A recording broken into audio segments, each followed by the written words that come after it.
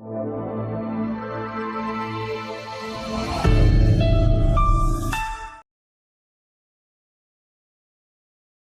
है मेरे प्यारे बच्चों, आप सभी का आपकी अपनी कंप्यूटर की कक्षा में। आज हम वाणी श्रृंखला द्वारा प्रकाशित पुस्तक कंप्यूटर की दुनिया भाग 4 का अध्ययन करेंगे। तो चलिए शुरू करते हैं। प्यारे बच्चों, अब हम पाठ 4 का अध्ययन करेंगे और हमारे पाठ का नाम है MS पावर पॉइंट। तो चलिए पढ़ते हैं। MS पावर पॉइंट सरल और बहुत प्रचलित सॉफ्टवेयर प्रोग्राम है जो प्रेजेंटेशन और हैंडआउट्स बनाने के काम आता है। अगर हमें कोई भी प्रेजेंटेशन बनानी है तो उसके लिए हमें MS पावर पॉइंट की आवश्यकता होगी। अब हम पावर पॉइंट के बारे में पढ़ेंगे। यह एक प्रेजेंटेशन प्रोग्राम है। क्या है? प्रेजेंटेशन प्रोग्राम है जो माइक्रोसॉफ्ट ऑफिस का एक भाग है। किसका एक भाग है? माइक्रोसॉफ्ट ऑफिस का। MS पावर पॉइंट में प्रेजेंटेशन स्लाइडों की श्रृंखला होती है। किसकी श्रृंखला होती है? प्रेजेंटेशन स्लाइडों की, जिसमें टेक्स्ट को आकर्षक बनाने के लिए चित्रों, रंगों, ध्वनियों का उपयोग किया जाता है। प्यारे बच्चों, यह जो चित्र है ये किसका है? ये पावर पॉइंट का है। देखिए, पावर पॉइंट की स्क्रीन इस प्रकार की दिखती है। अब हम प्रेजेंटेशन के बारे में पढ़ेंगे। यह ग्राफिक्स, ध्वनि, मूवी आदि से युक्त टेक्स्ट को दर्शाने का एक तरीका है। अब हम स्लाइड्स के बारे में पढ़ेंगे। Slides MS power point presentation में एक पृष्ठ होता है। किसमें एक पृष्ठ होता है? पावर पॉइंट प्रेजेंटेशन में। इन स्लाइडों को हम एक के बाद एक स्क्रीन पर देख सकते हैं। एक के बाद हम एक करके स्क्रीन पर देख सकते हैं। आप प्रेजेंटेशन में ध्वनि, एनिमेशन तथा चित्र भी जोड़ सकते हैं। तो ये तो आप सभी को पता है कि अगर हमें कोई प्रेजेंटेशन बनानी है उसमें हम चित्र भी जोड़ सकते हैं, रंग भर सकते हैं और किसी भी प्रकार की ध्वनियों को जोड़ सकते हैं। अब हम MS पावर पॉइंट को शुरू करना सीखेंगे। सबसे पहले स्टार्ट बटन को चुनें, फिर ऑल प्रोग्राम्स को, फिर MS ऑफिस को और फिर हमें किसे चुनना है? MS पावर पॉइंट 2007 को। MS पावर पॉइंट विंडो खुलती है। क्या खुलती है? MS power point window. देखिए, यह जो विंडो है ये किसकी है? MS पावर पॉइंट की। ये जो बॉक्स दिया हुआ है, यहाँ प्रत्येक स्लाइड के सूक्ष्म रूप को देखा जा सकता है। कहाँ देखा जा सकता है? यहाँ पर। और ये जो है इन डिजाइन टेम्पलेट का उपयोग स्लाइड शो बनाने के लिए किया जाता है। क्या बनाने के लिए किया जाता है? Slide show. ऊपर दिए गए चित्र में देखें, स्क्रीन 2 भागों में बटी हुई है। कितने भागों में बटी हुई है? 2 भागों में। सबसे पहले हम प्रेजेंटेशन बनाना सीखेंगे। स्टार्ट बटन को चुनें। किसको चुनना है? स्टार्ट बटन को, फिर ऑल प्रोग्राम्स को, फिर MS ऑफिस को और उसके बाद MS पावर पॉइंट 2007 को चुनना है। MS पावर पॉइंट की स्क्रीन खुलती है। माइक्रोसॉफ्ट ऑफिस बटन, ये जो बटन है ये किसका है? माइक्रोसॉफ्ट ऑफिस का। पर क्लिक करें, न्यू को चुने। किसको चुनना है? न्यू को चुनना है। न्यू प्रेजेंटेशन नामक एक विंडो खुलती है।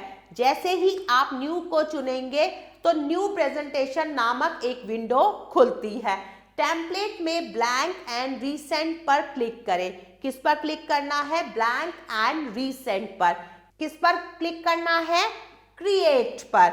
एक रिक्त स्लाइड मतलब खाली स्लाइड खुलेगी जिसमें डॉटेड प्लेस होल्डर दिखेंगे। क्या दिखेंगे? डॉटेड प्लेस होल्डर दिखेंगे। प्लेस होल्डर में टेक्स्ट टाइप करने के लिए उस पर क्लिक करें। कर्सर दिखाई देगा। जैसे ही आप टाइप करने के लिए क्लिक करेंगे तो आपको एक कर्सर दिखाई देगा। टेक्स्ट टाइप करने के बाद टेक्स्ट बॉक्स के बाहर क्लिक करें। जैसे ही आप टेक्स्ट टाइप कर लेंगे तो टेक्स्ट बॉक्स के बाहर आपको क्या करना है, क्लिक करना है। प्यारे बच्चों, अब हम प्रेजेंटेशन को सुरक्षित करना सीखेंगे। हमने प्रेजेंटेशन बनाई, अब हमें उसे सुरक्षित भी तो करना है।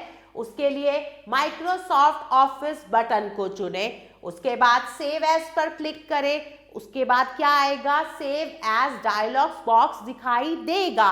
फाइल का नाम लिखें और सेव बटन पर क्लिक करें। हम अपनी फाइल को जो नाम देना चाहते हैं वो नाम देंगे और सेव बटन पर क्लिक करेंगे।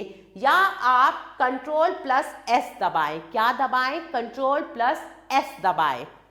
Ctrl+S दबाएं या स्टैंडर्ड टूल बार पर सेव बटन पर क्लिक करें। किस पर क्लिक करें, स्टैंडर्ड टूल बार में सेव बटन पर। नई स्लाइड को जोड़ना, अगर हमें अपनी प्रेजेंटेशन में कोई नई स्लाइड जोड़नी है उसके लिए हम होम मेन्यू को चुनेंगे। किसको चुनेंगे, होम मेन्यू को, न्यू स्लाइड बटन को चुनें। किसको चुनेंगे, न्यू स्लाइड बटन को चुनेंगे। या आप Ctrl+M दबाए, स्लाइड लेआउट की विंडो दिखाई देगी। किसकी विंडो दिखाई देगी, स्लाइड लेआउट की। उपयुक्त लेआउट को चुने, उसके बाद हमें उपयुक्त लेआउट को चुनना है। प्यारे बच्चों, अब हम अविस्मरणीय तथ्य पढ़ेंगे। अधिकतर पावर पॉइंट लेआउट में डॉटेड आयताकार बॉक्स होते हैं जिन्हें प्लेस होल्डर कहते हैं। इन प्लेस होल्डरों का उपयोग text, table, chart, clip art आदि जोड़ने के लिए किया जाता है।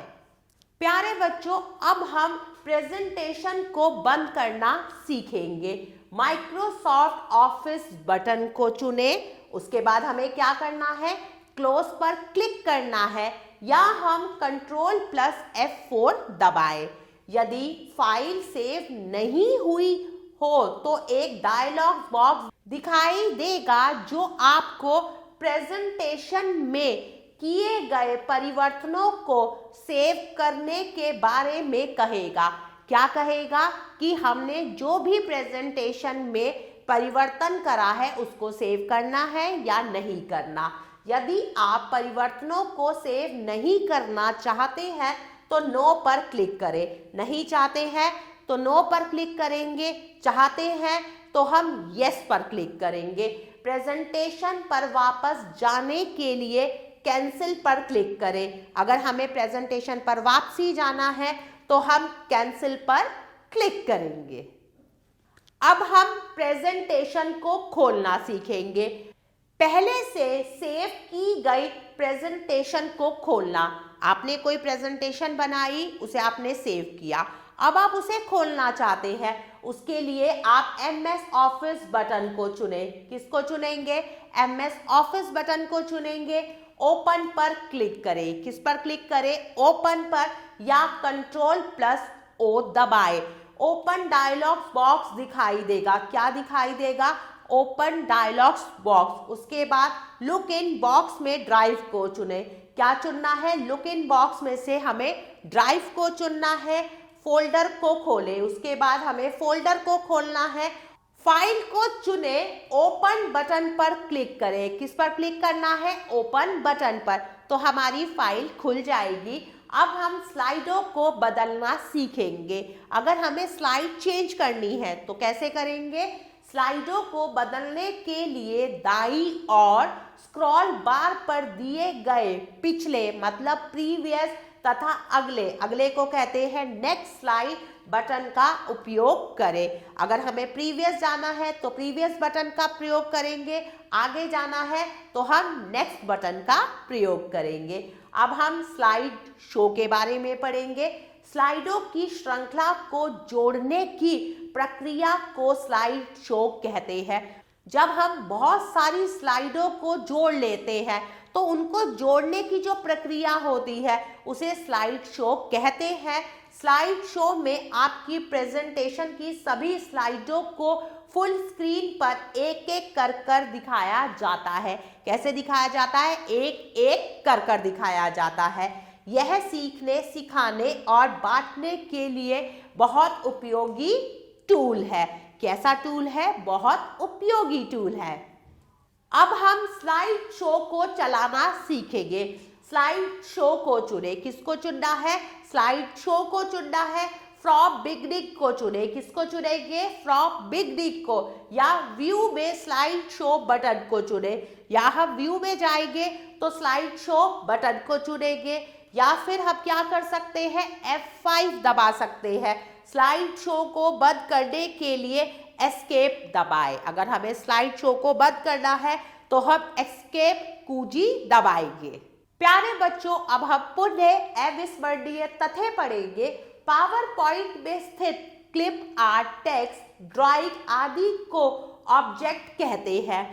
नई स्लाइड में रिक्त ऑब्जेक्ट डैश्ड लाइन से घिरे होते हैं। किससे घिरे होते हैं? डैश्ड लाइन से। प्यारे बच्चों, अब हम अभ्यास करके सीखेंगे। सबसे पहले हम बहुविकल्पीय प्रश्न करेंगे। प्रश्न संख्या क। सही उत्तर पर सही का चिन्ह लगाइए। नंबर 1, प्रेजेंटेशन श्रृंखला होती है। किसकी श्रृंखला होती है? स्लाइडों की, शब्दों की या एल्बम की? तो सही विकल्प है स्लाइडों की। आगे बढ़ते हैं।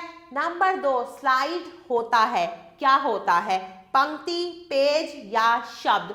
तो सही विकल्प है, सही उत्तर है पेज। आगे बढ़ते हैं। पावर पॉइंट में हम बना सकते हैं। क्या बना सकते हैं? संगीत, टेक्स्ट या प्रेजेंटेशन? तो सही उत्तर है प्रेजेंटेशन। आगे बढ़ते हैं। स्लाइड में बने डॉटेड आयताकार बॉक्स को कहते हैं। क्या कहते हैं? होल्डर, प्लेस होल्डर या प्लेस? तो सही उत्तर है प्लेस होल्डर। आगे बढ़ते हैं प्रश्न संख्या ख की तरफ। रिक्त स्थान भरिए। नंबर 1, डैश एक सरल और प्रचलित सॉफ्टवेयर प्रोग्राम है। कौन सा? MS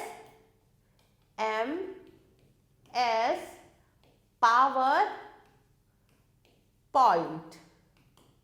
number 2, power point dash का एक भाग है। किसका एक भाग है? माइक्रोसॉफ्ट ऑफिस का। Microsoft office. प्यारे बच्चों, नंबर 3 और नंबर 4 आप स्वयं करेंगे। हम आगे बढ़ते हैं प्रश्न संख्या ग की तरफ। सही कथन के सामने सही तथा गलत कथन के सामने गलत का चिन्ह लगाइए। नंबर 1, MS पावर पॉइंट एक प्रेजेंटेशन सॉफ्टवेयर है। बिल्कुल सही कथन है, तो हम सही का निशान लगाएंगे। नंबर 2, प्लेस होल्डर प्रेजेंटेशन का पेज होता है। क्या ये सही है? बिल्कुल गलत बात है ये, तो हम गलत का निशान लगाएंगे। प्यारे बच्चों, नंबर 3 और नंबर 4 आप स्वयं करेंगे। आगे बढ़ते हैं प्रश्न संख्या घ की तरफ। दिए गए प्रश्नों के उत्तर लिखिए। प्यारे बच्चों, आप एक बार अच्छे से अपने पाठ का पुनः अध्ययन करेंगे और दिए हुए प्रश्नों के उत्तर आप स्वयं लिखेंगे। प्यारे बच्चों, आशा करती हूँ आपको यह पाठ बहुत अच्छे से समझ आया होगा। हम पुनः फिर मिलेंगे एक नए पाठ के साथ। तब तक के लिए आभार।